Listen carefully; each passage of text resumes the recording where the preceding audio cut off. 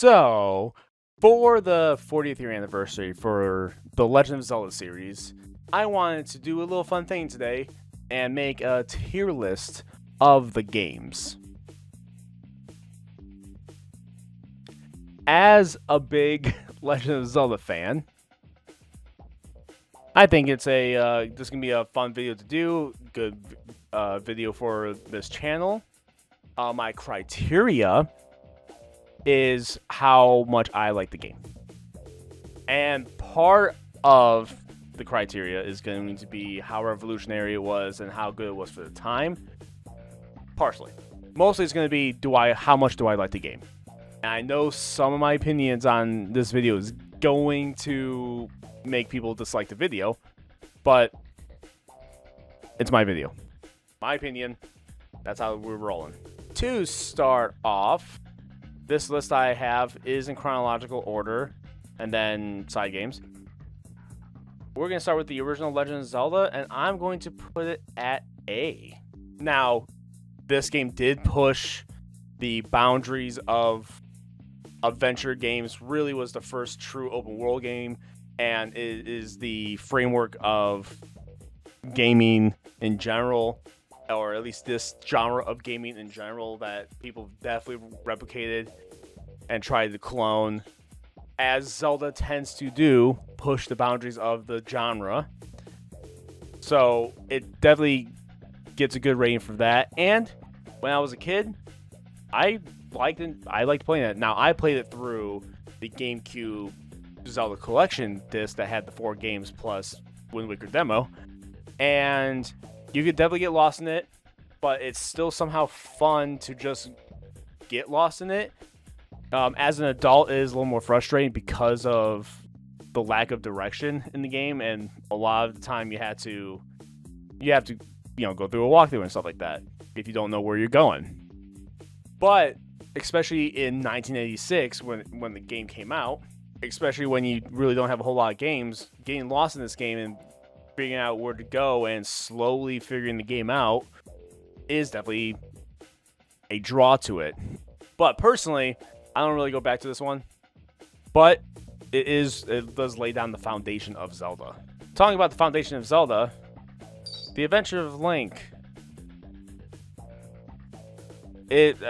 I don't like this one. Oddly enough, for the second game in the series, they took a completely crazy left turn away from the formula and made it into almost like Final Fantasy-esque, overworld into battle. But instead of the battle being turn-based, it was side-scrolling, and then the dungeons were also side-scrolling. It was really hard, cryptic. Now, I do like that Ocarina of Time did take names from it, which is a really cool connection. And I could see how some people can like it, but as a Zelda game, it's not a good Zelda game. I don't really find too much fun in it, personally, and especially when I'm looking for a Zelda experience, it doesn't scratch that itch. There's a reason why it's a black sheep of the series, even though it has now a cult following of like, oh, well, actually it was pretty good. But that happens with every game. A Link to the Past. Now, I think this should be probably an S tier game. Now, I am a Zelda fan who is definitely more in tune with the 3D Zelda games, because that's what I mostly grew up on. My first one being Ocarina of Time. But as far as 2D Zelda games go, like the Legend of Zelda original walked, so then Link to the Past could run. It perfected the formula that became the foundation of the rest of the games, with how the story was shaped and how progression was throughout the game. The story actually leading you to the next area, dungeon items that you find in the dungeons that help you finish the dungeon and then also can help you in later dungeons. There being a set order of dungeons for the most part, so then the story could really strive. It again, it is the foundation of Zelda. Now, it's again not one that I go back to very often, but it is a very solid all-around great Zelda game. Link's Awakening. I'm going to put this in S above OG Zelda. Now, Link's Awakening clearly takes what Link to the Past did and compresses it into a little Game Boy cartridge. But it did it very well. Because it's on the Game Boy, it suffers from that. I mostly played it through the remake. I did play the original, never finished it, but then I played it through the remake, and the remake has so many quality of life improvements.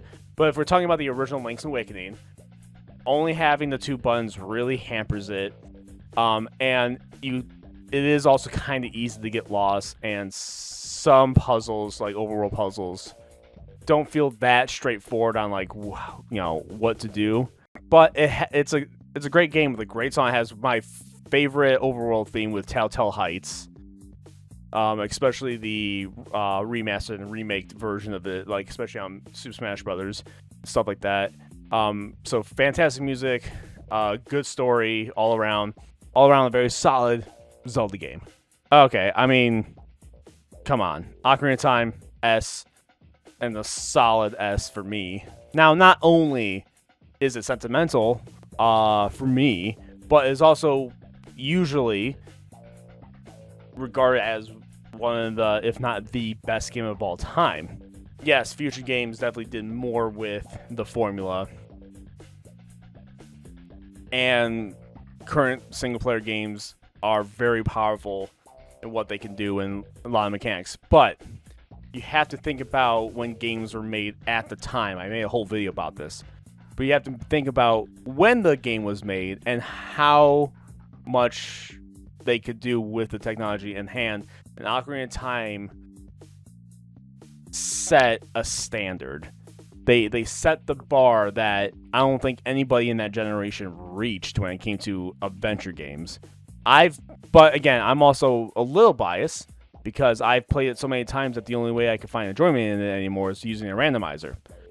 I've probably played this game on the for the internet through different channels more times than people have casually played it by themselves, like a lot of people. But I've also been playing it since it came out. Like, I still have the gold cartridge my dad bought, and he beat the game before I could actually really play it, because I was too young to really fully understand a Zelda game. So, like, it's sentimental, but also it really revolutionized the genre, and I've played it a million times. Alright, so I'm going to get flack for making this not the best Zelda game ever. I'm going to put this at A, though. Still high A. I'd still play this over these two. Still great games. So, Majora's Mask for me is a lot less than Ocarina of Time, personally, because of mostly because of Icona Valley, really. I do not enjoy Icona Valley.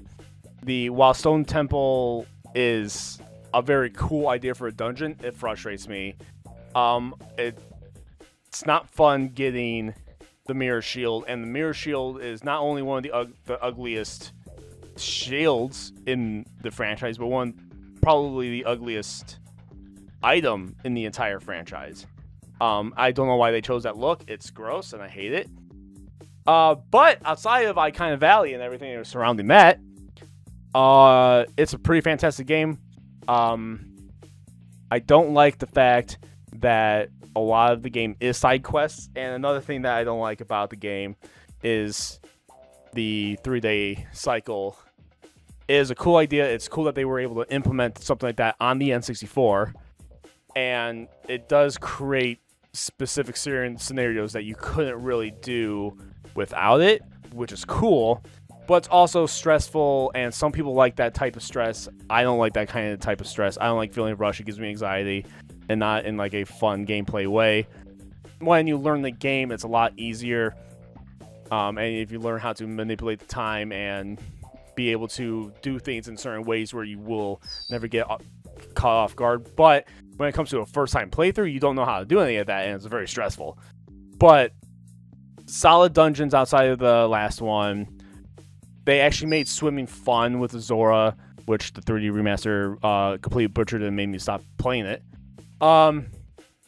Where instead of making swimming an obstacle like other water levels do, they actually make it just part of the mechanic. And Zora swimming is actually fun. It's actually fun, and it's fun to traverse water, and it's still different to warrant the water. So that definitely gives it a lot of points for making water fun. And a very compelling dark story. So it's still a really good game, but I got those gripes. So we're going to put Oracle of Ages and Oracle of Seasons kind of in the same area because they are basically the same game. And I'm going to give them probably Bs. Now, admittedly, these are games that two Zelda games I've played the least out of the entirety of Zelda. So I don't really have a strong opinion on them either. But they do take what Link's Awakening did and continued with it. And I think they still did a pretty good job with it. But I just personally got a little bit more lost in the games than I did in other Zelda games.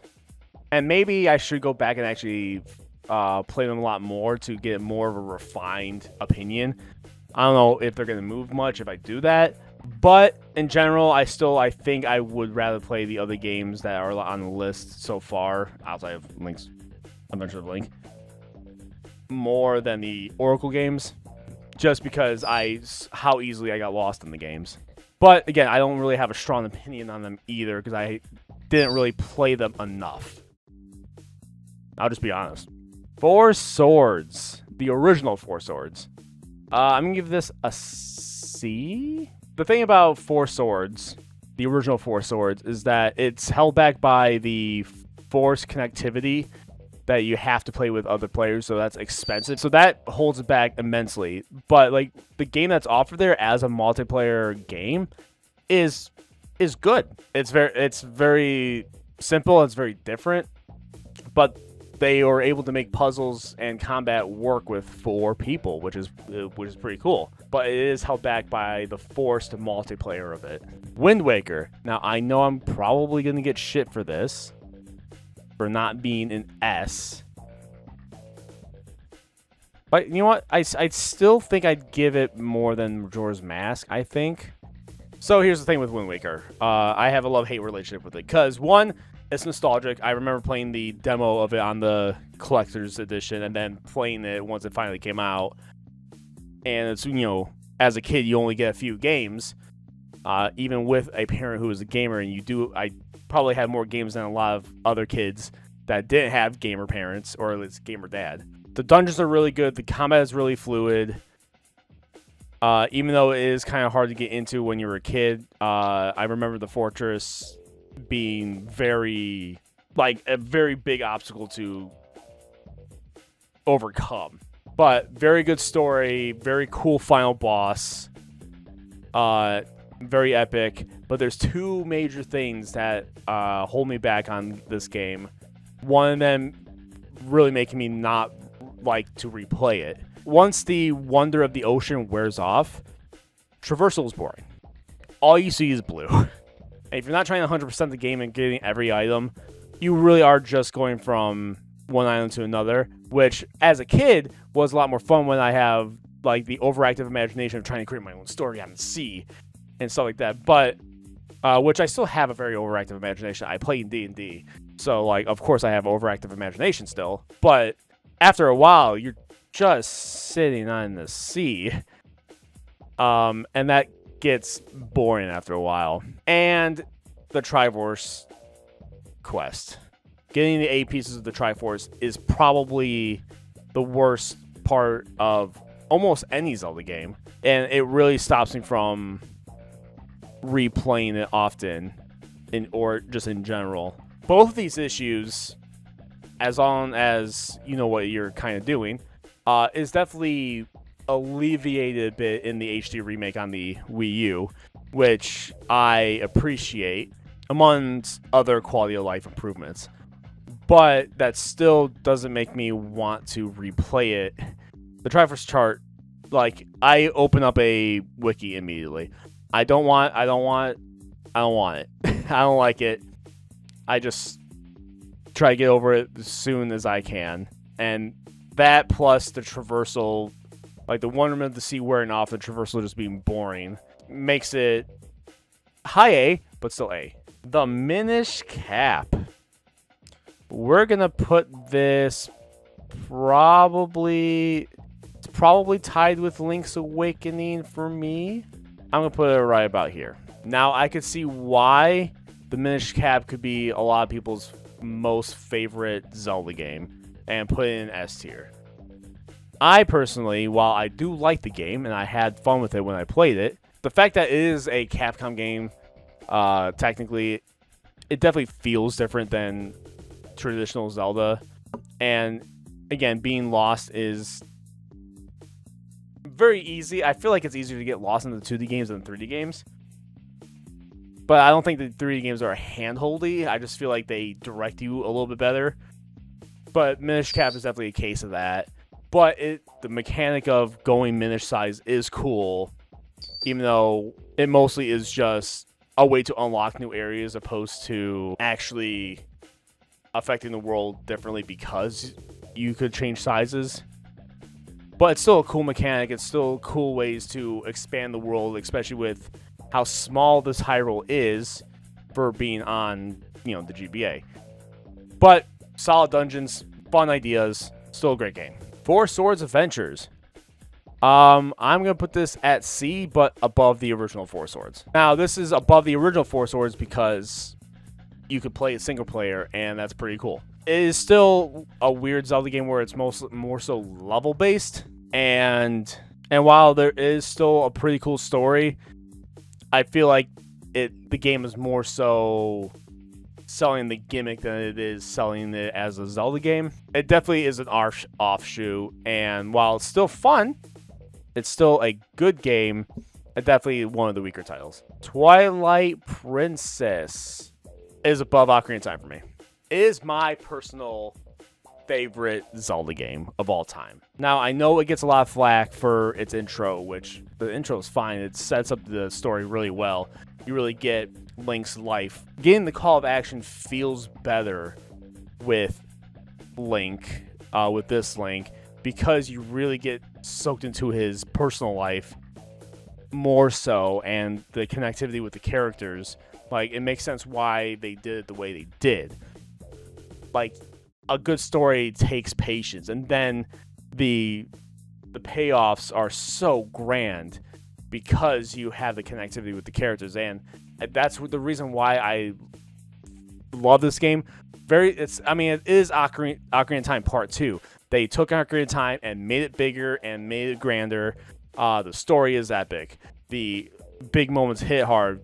Great characters, great story with the characters, character development. Great dungeons. Midna is the best companion. Fight me.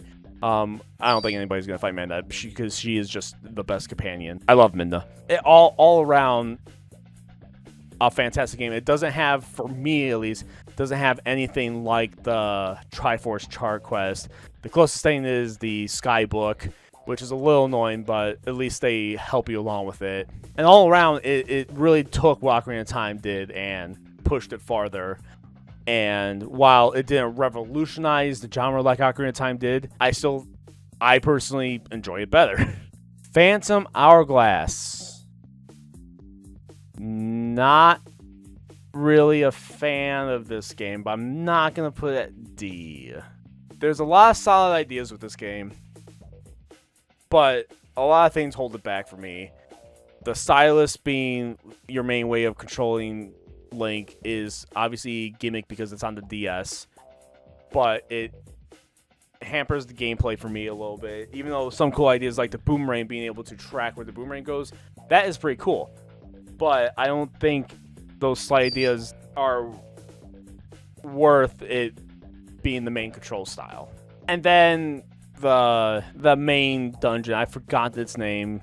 because I hate it so much. But that main dungeon that you always have to return to refill the Phantom Hourglass and whatever.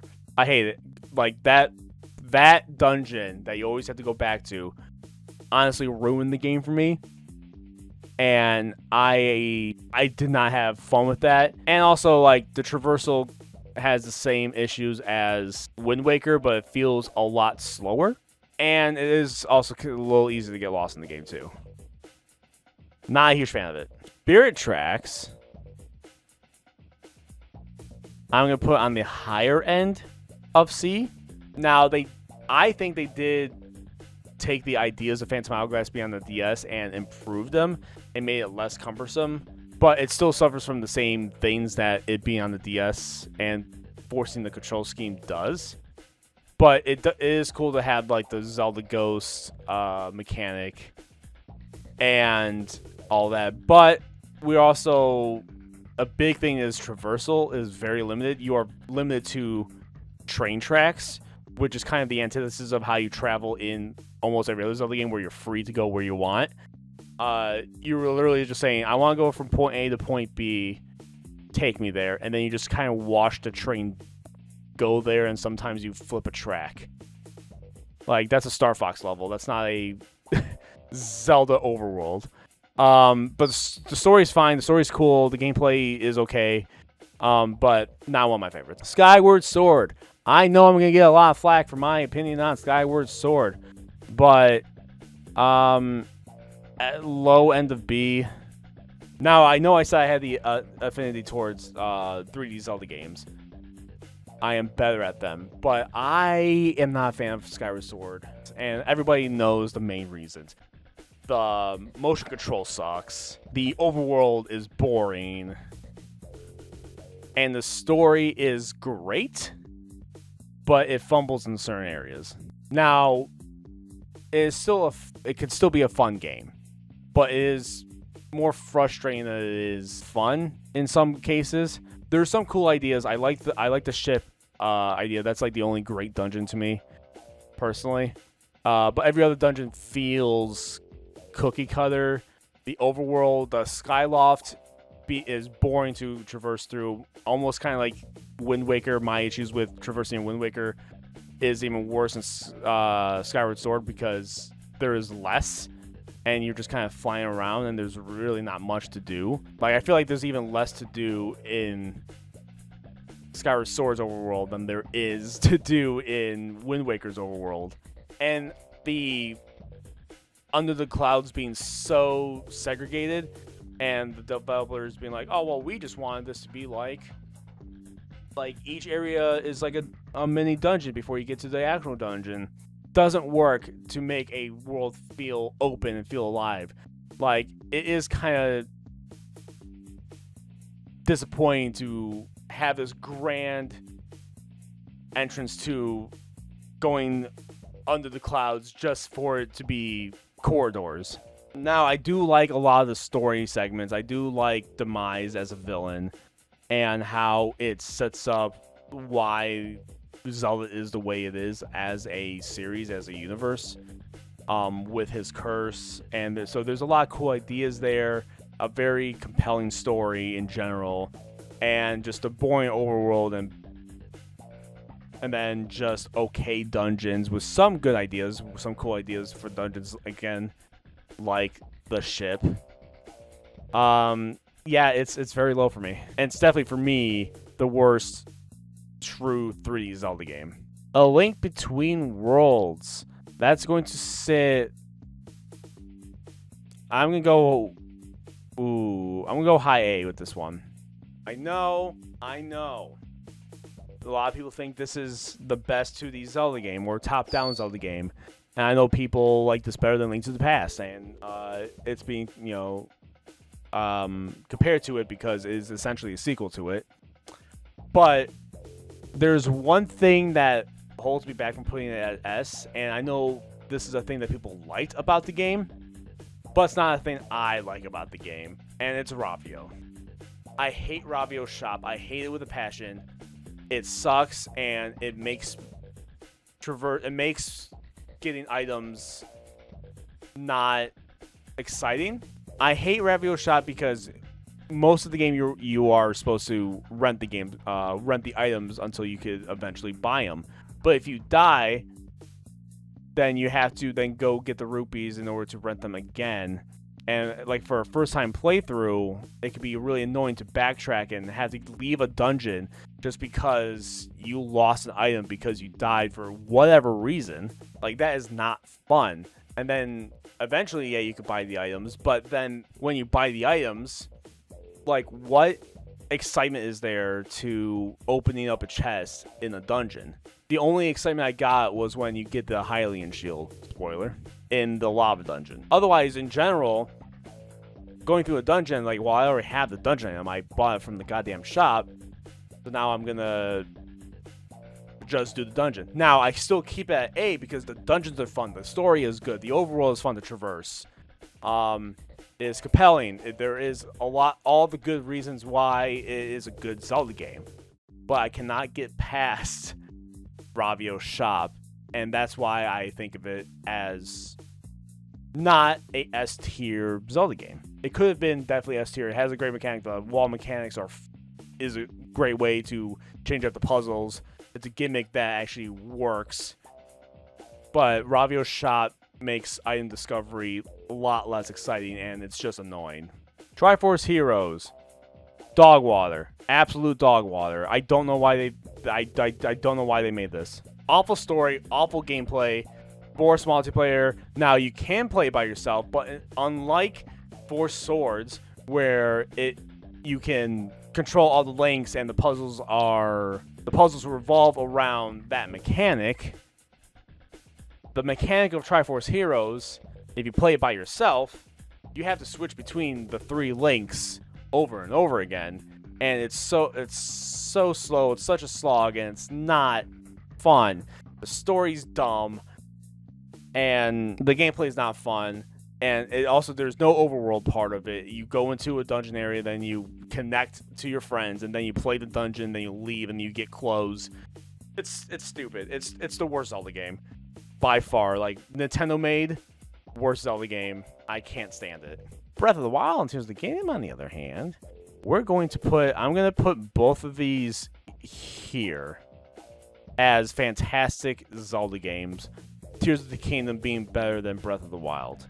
This is its own segment for a reason. Breath of the Wild is the answer to the staleness of Skyward Sword. Breath of the Wild is a breath of fresh air for the series. It brought the game back to its roots of the original Zelda being fully open while still pushing the genre and making new mechanics. And Breath of the Wild, while the story is a little weak because of the open airness and where they had to make it where you can go at any dungeon and tackle it at any time, kind of weakens the story. But it is still a good story with that fact in mind. And the game is just so much fun. It's so much fun to discover shrines. I didn't personally care that much about how the shrines looked, because it was on theme. There was a very strong theme, even though it wasn't, oh, well, this is the grass dungeon, this is the fire, this is the water, which there was clearly those themes. But like with the Divine Beasts, like, they established the theme, and I do like how the interconnectivity of the themes, like, while yes, in general, all the dungeons look the same, they function differently, and they still have their own mechanics with their elements, and I think that was cool. And the memory stuff makes sense with how the game is displayed. Tears of the Kingdom, while I do think it's the better game, and that's why I put it above, I don't like the fact that they brought back the memory mechanic. I feel like it was a little forced in this game, and I was hoping for a more linear story. Now, while I think the story is much more compelling, and especially once you get the 4 areas done and you finally get to the final rush, like, the beginning part and the end part is a lot more compelling than the middle part when it comes to the story, because really you're just gathering the sages and then you're going for the final battle. And then you hear about the imprisoning war 4 times, and I think that's dumb. But game mechanic-wise, it's better. They took the issues that Breath of the Wild had, and instead of completely changing it, they kept the mechanics but made it better to then still fix the issues. And the dungeons are definitely better when it comes to strong theming. They look different, even though the War dungeon, just like most other games, is definitely the worst one. The least improved upon dungeon compared to the other dungeons that actually feel better and feel, even though they still had the unlock 5 things mechanic, it still felt more like a real dungeon. Or like a traditional Zelda dungeon than they did in Breath of the Wild. And so much more to explore, so many things to do. The DLC items being discoverables in the depths is cool. Overall, fantastic games. Echoes of Wisdom, I'm going to put, I think, high B. It's a good game.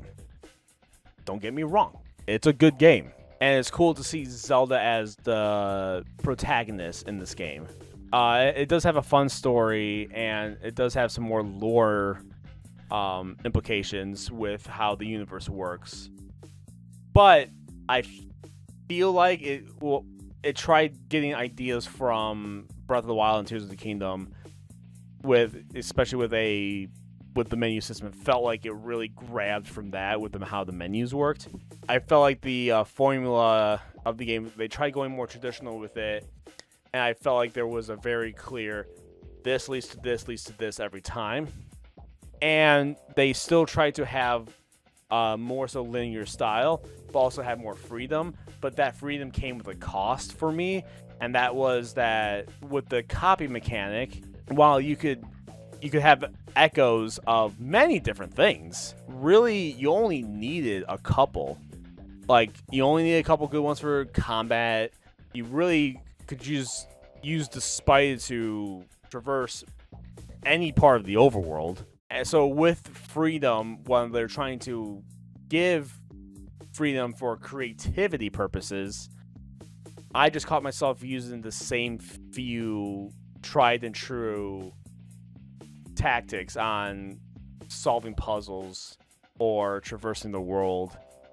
And while, yes, there were definitely still good dungeons and puzzles that kind of force you to use specific echoes, in general, I, again, fell into using the same things over and over again. So it's not that strong of a title for me when compared to a lot of the other titles. Now, Hyrule Warriors, I think I'm going to put all of the games in, I think I'm going to put them in this order at A. I love Dynasty Warriors. I played Dynasty Warriors since the 4th one on the PlayStation 2. So when I heard that they were doing Legend of Zelda with Dynasty Warriors, I thought that was the coolest shit. The original Hyrule Warriors really had a cool mechanic, cool ideas with how the story worked, and having the new characters. It was completely a side game, but it being able to bring all the characters into one spot, which I am using it for basis when I run my Legend of Zelda D&D game. I'm going to use that as inspiration for the story in the game. And none of my players will know it because they don't actually really play Zelda. And I thought that was cool. Being able to play as all these characters in a Dynasty Warriors setting, or not setting, but style of game. And then Age Calamity takes that to a new level and supposedly tells the story of the war leading up to Breath of the Wild, but then veers off into a original alternate timeline story. And that's kind of like, while it's still a great game and I played the hell out of it, and having a little extra context to the story is fun, the fact that then they changed it, while cool for the game itself, and then being able to play as the other, like the modern champions, it's not exactly what I thought the game was going to be. And that's where Age of Imprisonment come in, where it is a full canon story. They were able to take the war with Ganondorf and actually extend into a full game. like, even though we know the ending, now we have a lot of context on what happens and a lot of story that happens in it. And that's why I put the games in these orders, where I like them based off of how much the story is impacted in the overall lore.